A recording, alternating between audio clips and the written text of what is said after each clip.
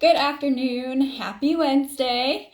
I am going to try and get this done without a lot of interruptions, but Ezra is refusing his nap again. So I figured I would get on and then try and lay him down for the second time and then start school with the girls instead of trying to put this in between nap time and school and all of that. So let's just get it out of the way as quickly as possible and then try and figure out the kids' routines after I fit this in. So I enjoy doing this, and so I make it a priority to get it done. So even if it's just for me, the learning and the knowledge and the growth in it has been super fun for me. So we are on chapter 18 and 19 this week. I did end up combining them. Chapter 18 is long, but I felt like I could kind of condense it. But I do encourage you, if you haven't grabbed the book, go grab it and read it for yourself, because I just kind of like condense it into like short like cliff notes.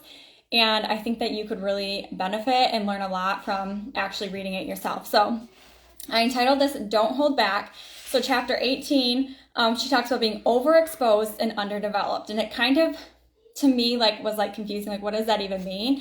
And so she kind of digs into it and the meaning of it in the chapter. And so she starts out with this quote that says, "Nothing will work unless you do."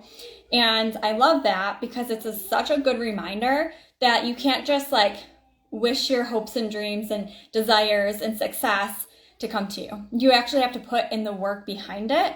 And so if you're not working towards them and you're not learning and you're not putting in the action, then your hopes and dreams aren't going to come to fruition. You have to actually do the steps behind it and put in the work behind it in order to get where you want to go. It's not going to come to you. So she tells this story how she was invited to an event, and she's like, I put on this nice comfy dress. She's like, it kind of looked like pretty casual, but it was like, really comfy. And she thought, I'm just going to show up authentically as myself. And she's like, but little did I know that I would be meeting one of the like top rappers in the world at this event.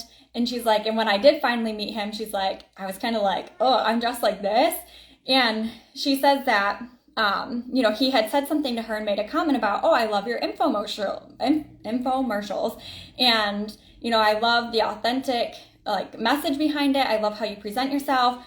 And she stopped in her tracks and was kind of like, wait, you've seen them? Like, you know who I am? You actually know like my brand and my business and like about me and have watched my stuff. Because obviously I heard his stuff. Like, he's a world famous rapper. So of course everyone knows who he is. But for him to know me, she's like, and then it made me realize it's never an accident when someone is successful. And she says, talent doesn't make you successful, but being a lifelong student and a hard worker committed to development will help you excel. And so she said, like, this guy, this rapper, what he does is he actually puts in the work to know about people in industries, to know about the people who are leading the way with either products or music or whatever it is, sports. Like, he studies them, he learns about them, and he wants to know more. He doesn't just settle knowing he's really good, because eventually if he stops learning, someone's going to come around and they're going to be better than him. So he has to continue to be a student and learn about people and learn about things so that way he can continue to be successful. And then she says on page 242, in a culture that glorifies instant gratification, it's critical to understand that you are the steward of your potential, growth, possibilities, and dreams. You're the one that has to make them happen. It's not for somebody else. It's not, because of somebody else. It's not that they can make you successful. It's that you put in the work behind it. And in our previous book study, The 5 Things Successful People Do Before 8 a.m., we talked about the concept of like the microwave versus the crock pot, right? And so if you want something, like, we live in a microwave world where we just want everything instantly. We want to, dump our chicken nuggets in for 1 minute and then pull them out and be able to eat them. But really what we need is the crock pot mentality. The fact that we put something in the crock pot and it takes 6 to 8 hours to cook it, or 4 hours, and we have that slow success, that slow cooking to get to what we want. And she says, right now we live in a culture where we want things instantly. We want that instant gratification. And we forget that we actually have to put in the hard work behind it. And we forget that it's actually going to take time. And so I love that analogy, and that's something that I keep putting in the back of my mind, that like, you learn things in the slow seasons. And so the less time it takes you to get to where you want to go, the more lessons you're learning along the way. And it's not for nothing. God always uses everything for his good and glory. And so it's worth going at things slowly. So on page 243, she says, you have everything you need inside you right now to accomplish your greatest hopes and wildest dreams. In order to have long-term success, it is key to say no to short-term wins. So it's not like you can't celebrate the little wins. I think that's really important that we do, because it allows us to focus on those small things, right? We want to focus on those positive things. We want to focus on the things that, like, those positive affirmations, like we talked about before. Whereas if you're focusing on like the negative things that people have said to you, then you're going to constantly see those negative things in your life. You're going to tell yourself, I'm not smart enough, I'm not pretty enough, I'm not whatever. But when you focus on all the things that you do that are smart, then you're going to actually be able to realize those attributes in yourself and create those positive affirmations and believe them. And it's so important. So it says you have to be a steward of your own momentum. Overexposed and underdeveloped. So this is where she kind of digs into what that actually means. She says you can gain big momentum in your career, life, business, social media following, whatever it is. But if you cannot deliver products, your time, your services, then you will lose your momentum and stay stuck. So what she's saying, overexposed and underdelivered. So she gives the example that when her company, so she went live with QVC, she totally sold out her products, and then she went on it several more times, the same thing happened. And so companies started coming out of the woodworks and saying, we want to put your products in our store. We want to, put you on our shelves. We want to, put your face up, whatever it is. We want your products. And so she said her mentors had told her, like, you need to be careful what you accept. Yes, it seems like this is an amazing opportunity, and if you pass it up, you'll never get it again.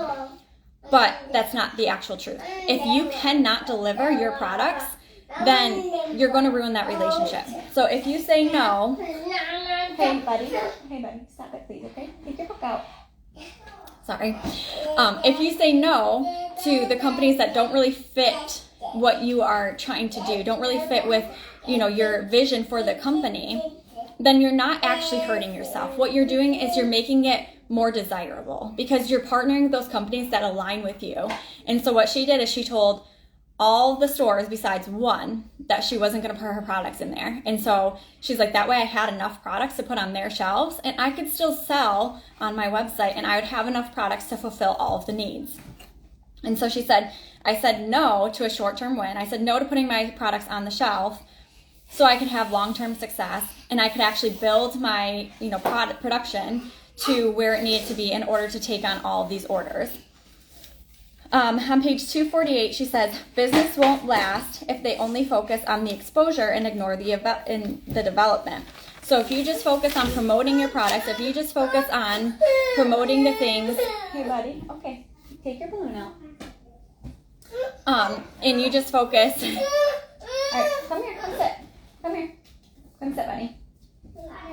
Come sit. Okay. And you just focus on, the promotion of your products, but you don't focus on the back end of it, the business side of it and the production side of it. She said, then you're going to overexpose yourself and underdevelop. So you're not going to be able to deliver on that product. So make sure that you're not doing that. Make sure you're not the one who's going out there, drawing all of this attention to yourself and then not being able to deliver. Even if it's your time, like, you're starting a business, a cleaning business or whatever it is. Don't go out there and promote yourself so much and take on every job and opportunity and get to a point where you can't actually fulfill it. And I think that's seen so much in today's world is that people take on too much and they can't actually fulfill it all. Even if it's serving in your church and taking on ministries, make sure that you're not doing that to yourself. Don't overexpose yourself. Don't say yes to all of the things and not be able to deliver on it. She says on page 249, the fake it till we make it mindset can backfire and lead us to feeling an imposter syndrome or incongruent with who we truly are. Being ready to pursue your dreams and actually knowing how to do it are very different things. It doesn't mean you're not qualified to chase after those dreams and passions. It just means you truly believe you're worthy of achieving them and ready to take the next steps to get there. So she talks about somebody who wants to get their pilot's license. they don't just want to get their pilot license and then can automatically fly a plane. There's steps that they have to take, schooling that they have to go through, practice that they have to do in order to actually be successful at flying a plane. So she gives that analogy, like, just because you say you want to do something or you're ready to do something, it doesn't mean you actually can go out there and do it. It just means that you're ready to take that next step. So on page 250, it's important to do hard things, to focus on your development, to keep promises to yourself, to earn it for yourself. A big part of believing you're deserving of them is knowing that you're showing up, putting in the hard work, giving it the best you can, and continuing to grow and develop. Don't hold back from going after your goals and dreams with full confidence. So she's saying, you know in your heart, like, what you want. You know that what you can accomplish. You know what your dreams and your desires are, because God puts them on your heart. When you pray and you meditate, God's going to reveal to you what he actually wants you to do, and you're responsible for making it happen.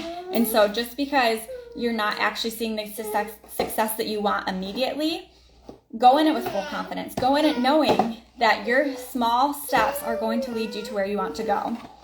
Page 251, embracing your worthiness doesn't mean your greatest hopes and wildest dreams will miraculously happen. We talked about putting in the work. You have to put the action behind it. Evaluate the areas where you need to level up your hard work, discipline, and development. So look back and say, okay, yes, I'm working towards my goal. Yes, I'm working towards my dreams. But am I putting my work in the right places? Maybe I'm not seeing the results I want. So what do I have to change? What do I have to do to get to where I want to go? So evaluate and figure it out and say, you know what? This doesn't work. Let me try something different. And keep doing that until you see yourself in those little changes coming to fruition, seeing that success. It says keep your outward exposure and success in alignment with your inward developmental success. It is the key to building and maintaining unshakable self-confidence and self-worth. So that was the end of chapter 18. So now chapter 19 is about transformations. So she starts on page 253 and talks about a butterfly and a caterpillar. And she says, now maybe you've heard the analogy of, changing and becoming a beautiful butterfly. You put in the hard work or you endure the hardships of life, but in the end, you become this beautiful butterfly. And she's like, but I want to take it a step further. I want to really break down what the metamorphosis process of the caterpillar to a butterfly is. So she talks about page 253. During metamorphosis, the caterpillar completely liquefies in its cocoon before its wings develop and it becomes a butterfly. This phase leaves the soon-to-be butterfly completely and tremendously vulnerable with slim chances of survival. Once it transforms, it remains vulnerable until its wings are dry and the butterfly can fly. So she said, we go through our own chapters of transformation in life, making us feel vulnerable and wondering if we'll make it through. We encounter people who might not understand the transformational journey we're on and those who might judge us. They might not even understand we're a butterfly at all because they might be a caterpillar their entire life. And she says only 2 out of 10 butterfly eggs actually survive and become butterflies. That's it. Just 2 out of 10 are actually make it through the entire transformation process. So those little eggs that start out, you have 10 of them, literally like 20%. That's it. That's all that actually become the butterfly. They endure the hardships and they make it to the end. She said this is not too dissimilar to the way it feels when our self-doubt and culturally conditioned belief systems keep us from going after our dreams, never feeling worthy, never becoming the full expression of ourselves. So she's saying sometimes we get stuck. Sometimes it's like we're that little butterfly egg and we allow ourselves to get stuck in life's hardships. And then we say, you know what, it's not worth it. It's not worth to pursue any longer because look at everything I'm going through. If this is actually what God wanted for my life, he wouldn't put me through this. And so you take that as a sign to stop putting in the work, to stop chasing your dreams, desires, whatever it is, because people are telling you that it's not for you, because you face a hardship, because whatever it is, it's not as successful as you thought it was going to be in the first 3 months or whatever you put in. And she said, and then we just stop. So we're part of that 80% that never make it to becoming a butterfly because we stop putting in the work. We stop in our tracks and we allow ourselves to take that false belief that this is exactly where we're supposed to be and it's not worth pursuing, and we hold on to that. She said, so often our greatest beauty... Okay, hey buddy. Shh. Sorry. So often our greatest beauty comes after our most difficult seasons of transformation. Do you give yourself grace and patience to let your wings dry? So through the hardest things that we endure, through the hardest things that we, face in our lives, it doesn't mean that it's never going to allow us to grow, or that we're going to be stuck here, or that, this season is going to last forever. It's actually part of our transformation. It's actually creating us and making us what we need to be in order to get to where we want to go. So give yourself grace during that season. Allow yourself to see the hardships, but face them head on. Acknowledge them, live in them, but don't dwell there. Don't allow yourself to just sit and throw a pity party and say, this life is too hard. I can't push on. I can't pursue. You have to find something. Retrain your mind and make that story something different. Make it not as hard. Allow yourself to think through and say, but what lessons am I learning? How can I help other people with what I'm going through right now? Because there's other people struggling. It's not just you. And so give it a new definition, look for the good in it, and then allow yourself to move on and help somebody else through the struggle as well. She said, do you question yourself or feel you don't have what it takes? Are you going to be one of the 1 or 2 rare ones to spread your wings and fly in the full glory you were born to? So she says, your predicament doesn't determine your destiny. So where you are now is not exactly where you're going to stay. You're going to grow, you're going to develop, you're going to push out of that cocoon, and your wings are going to dry, and you're going to be the butterfly. If you can push through the hardships of hatching out of that egg, being a caterpillar, liquefying in the cocoon, and proceeding forward. But if you stop at any of those phases, you're that 80%. You're the 80% that doesn't make it when you want to be the 20. You want to push towards your dreams. You want to push towards your goals because there's something way more beautiful on the other side of it. So page 261, true success of the transformations we embark on in our lives isn't just the outcome of them. It's the strength and resilience we build along the way.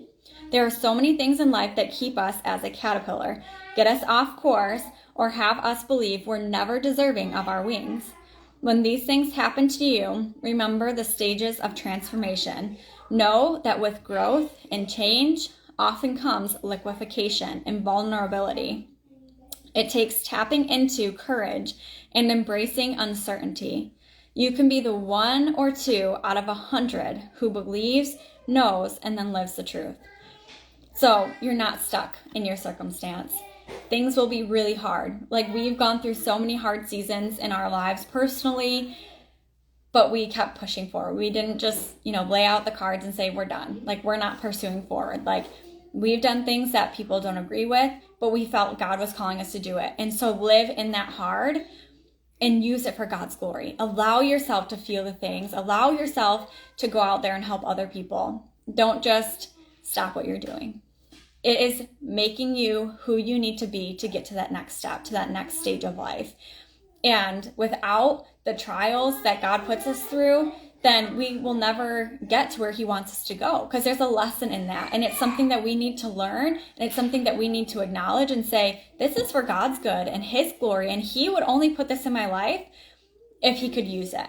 And so looking at it from that perspective doesn't make it any easier. It doesn't make it better or less hurtful in the moments, but it does help you realize that, there's another side of it, that there is going to be joy and there's going to be goodness coming from the trials you endure now. So I feel like these chapters were a little bit heavier and a little more in depth, I guess. But I think it's so important to focus on the fact that you can be the 2 out of 10 butterflies that actually make it through the process. Through all the hardships, through all the vulnerability, you were meant for this. God called you to this, and allow yourself to embrace that. So next week we have chapter 20. We have 4 weeks left, and so I'm really excited to finish this book. And thank you for joining me today. I hope that this was encouraging to you. If you have not seen the previous book studies, go ahead and hop over to YouTube, check them out. And if you haven't grabbed the book yet, go ahead. Ooh, I just hit myself in the face. Grab this book, Worthy by Jamie Kern Lima. It's so encouraging, and I think it's something that we all need to read, even if it's just once in our life, to really shift our mindset and to retrain ourselves to think on things and through things differently. So I hope you have a great rest of your Wednesday. I'm going to go, hopefully, put Ezra down for a nap and get school done. So I'll see you guys next week.